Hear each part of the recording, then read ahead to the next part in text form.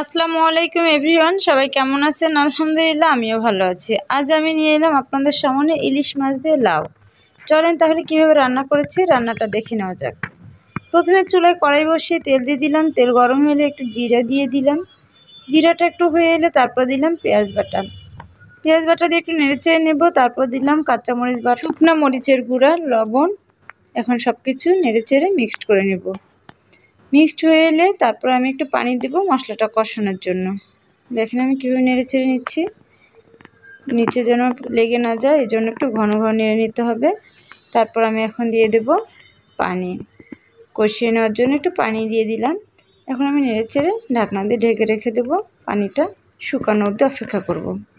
পানিটা অনেকটা শুকে গেছে। এখন আমি নেড়ে চেড়ে দিচ্ছি যেন নিচে না লেগে যায়, যেহেতু সব কিছু বাটা নিচে দ্রুত লেগে যাবে, এজন্য আমি ঘন ঘন নেড়ে দিচ্ছি, অনবরত নাড়তে থাকতে হবে। তারপর আমার দিয়ে দিলাম মাছগুলো।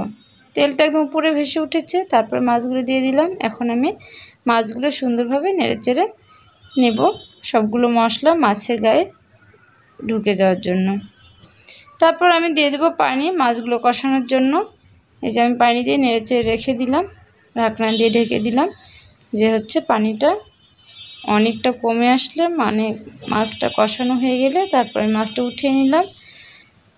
ওই পানিতে আমি দিয়ে দিলাম লাউটা সুন্দরভাবে নেড়ে চেড়ে সবগুলো মশলা যেন লাউয়ের গায়ে গায়ে ঢুকে যায়, সবগুলো লাউ যেন মশলা দিয়ে মাখা মাখা হয়ে যায়, এভাবে নেড়ে নিতে হবে। নেড়ে আমি ঢাকনা দিয়ে ঢেকে দিয়েছিলাম। দেখেন লাউ থেকে আরও কত পানি উঠেছে, যেটুকু পানি ছিল তার চাইতে অনেক গুণ বেশি হয়ে গেছে। লাউ থেকে পানি ওঠেই, এই জন্য আমি পানিটা অনেক দ্রুত দিব। এগুলো দিয়ে একটু সুন্দরভাবে কষিয়ে নেব। এখন একটু পানি দিয়ে দিলাম সামান্য পরিমাণ, কারণ পানি অনেকটা ছিলই, এই জন্য আমি পানি কম করে দিলাম। আর লাউ দ্রুত সিদ্ধ হয়ে যায়। সবচেয়ে বড় কথা, ঢাকার লাউ অতটা ভালো লাগে না, প্রচণ্ড গরম, তাই লাউর তরকারিটাই মনে হয় একটু ভালো হবে। তাই আমি আজকে লাউ নিয়ে এসেছি, লাউ দিয়ে ইলিশ মাছ রান্না করতেছি। যাই হোক, অনেকদিন পর একটা লং ভিডিও নিয়ে আসলাম। লং ভিডিওটি সম্পূর্ণ দেখবেন, কেউ স্কিপ করে দেখবেন না, পুরো ভিডিওটি দেখার অনুরোধ রইল।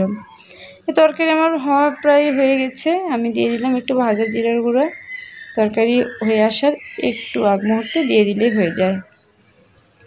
তরকারি আমার হয়ে গেছে। তরকারিটা অসাধারণ টেস্টি ছিল।